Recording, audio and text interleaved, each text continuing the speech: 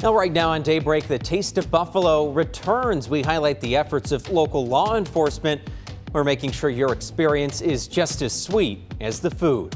Plus, radiation concerns. Neighbors in the town of Niagara want their properties added to the state Superfund program.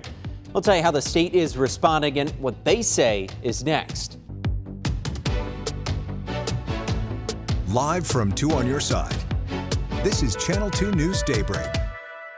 And a good Saturday morning. Get your Slurpees, everyone. It's 7-11 and 2026. I'm Rob Hackford. We appreciate you joining us here on Daybreak. A little early for that. We hope you have a cup of coffee or tea this morning to get you through the news and the weather today. Kevin's got a check for us, and you've been talking about it all week, Kevin. A beautiful Saturday and Sunday ahead. It's great. This is why we trudge through those springs, right? And we deal with the snow. And again, I'm sure if you travel and people know you're from Buffalo, they maybe kid you with the snow. And I have the quote memorized: Buffalo has the sunniest and driest summers of any major city in the Northeast. So again, Exhibit A will be the 7-day forecast. We are clearing out some clouds right now, and again, it's going to be a dry day across western New York. There's only one region where there's a spot shower possible in the afternoon, but again, I see the Taste getting all set up, the tents around downtown Buffalo. 63 degrees, pressure on the rise. Again, Future Look is going to portray some additional cloud cover and maybe just a stray sprinkle across Wyoming County, maybe the southern part of Erie County today. But again, it's not significant enough, not long lasting enough for me to really put a drop in the forecast or put everybody on concern for that. So again, I got us down for a high of 82 today. For downtown Buffalo, for Taste, around 80 in the afternoon, and sunny skies across western New York. Rob? Okay, thank you, Kevin. We want to take a live look right now. Some traffic alert, rather. This is in the 33 eastbound in Cheektowaga. Those two flashing lights are two police cars that are blocking the road. There's a crash just beyond this location here. This is the Union Road off-ramp. Vehicles are being told to get off at this ramp with the crash just down the road on the 33 just before Dick Road. We'll keep you posted throughout the morning as the road reopens and any updates from the crash as well. And here's another live look over Niagara Square in downtown Buffalo, where the Taste of Buffalo, the table is set for it. Tens of thousands of people will be in town for the annual summer festival, with perhaps lingering questions about security in the wake of last weekend's violence on East Delavan Avenue. 2 on your side's Ron Plants explains how safety will be a top priority. The setup for the food vendor tents is well underway, and already on scene are the private security staffers who are keeping watch as part of a so-called layered protection force, some of which will be out in full force Saturday and Sunday, including, of course, the Buffalo Police Department and some Erie County Sheriff's support as well. We have numerous uniformed officers, undercover officers, and tactical units assigned to the location. We expect this to be just like the mayor referenced, all the other events that have been held in Buffalo, a fantastic event. That BPD presence already clear, probably with more assets added in before the Taste kicks off.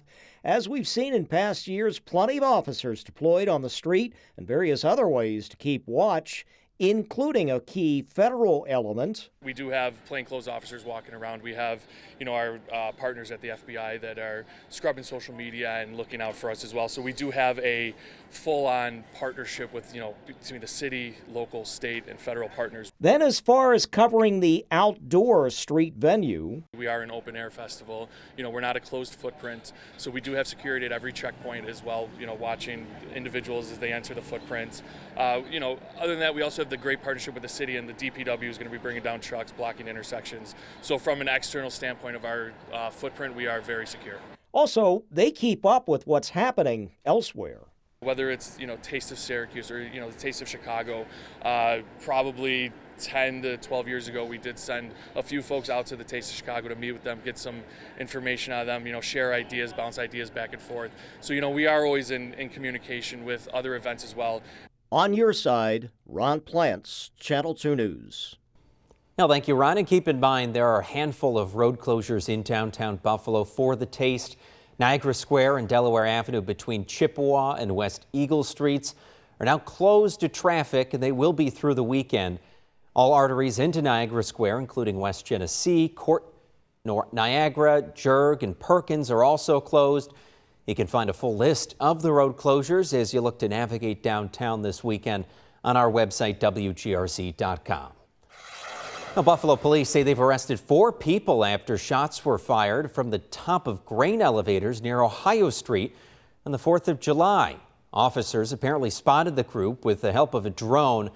They didn't come down until 8 hours later. The 4 suspects face criminal trespassing charges. They range in age from 18 to 26 years old.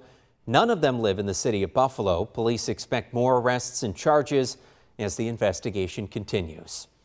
The neighbors in Niagara County are raising concerns about potential dangers right outside their homes. They say they were alerted about a new report that showed radioactive pollution had been found in the yards of 120 homes in the town of Niagara, including some of theirs. The study was conducted by the EPA and the New York State DEC. I raised a family here.